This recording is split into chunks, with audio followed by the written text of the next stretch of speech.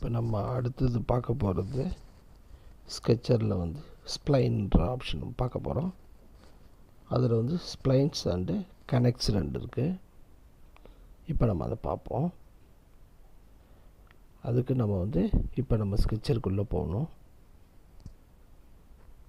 இப்போ நம்ம பார்ட் டிசைனை கிளிக் பண்ணி நம்ம பார்ட்டுக்கு ஒரு நேம் கொடுத்து உள்ளே போகிறோம்.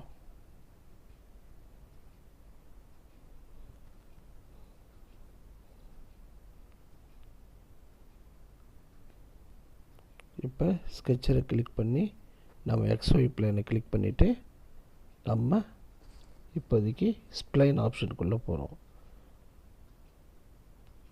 ஸ்ப்ளைன் பார்த்திங்கன்னா அப்பர் அண்ட் லோவர் ரெண்டு வெர்டெக்ஸ் கொடுத்திங்கன்னா ஸ்ப்ளைன் வந்து ஆட்டோமேட்டிக்காக க்ரியேட் ஆகும். ஸோ இப்படி தான் வந்து ஸ்ப்ளைன் வந்து க்ரியேட் ஆகுது. நமக்கு தேவையான பாயிண்ட்ஸை நம்ம அட்ஜஸ்ட் பண்ணி நம்ம ஒரு ஸ்ப்ளைனோடைய கர்வை வந்து நம்ம மாற்றி அமைச்சிக்க முடியும்.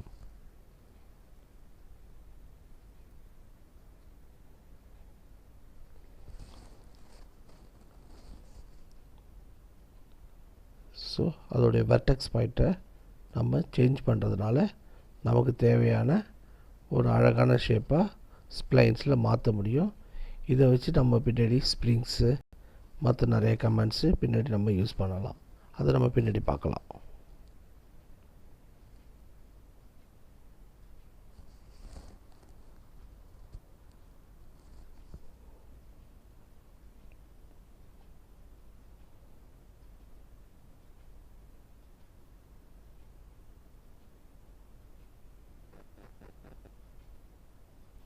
இப்போ இதுக்கு அடுத்தது கனெக்ட்ஸ் கமாண்ட் இருக்குது.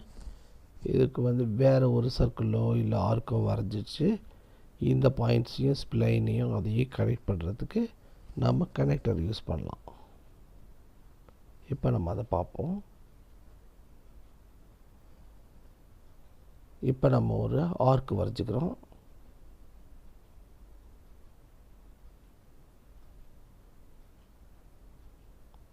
கனெக்டர் வந்து ரெண்டு என் பாயிண்ட்ஸ்லேருந்து நம்ம கொடுத்துக்கணும்.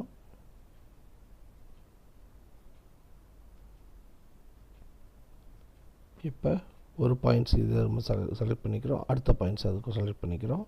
இப்போ நமக்கு தேவையான கனெக்டர்ஸ் நமக்கு கிடச்சிடுது.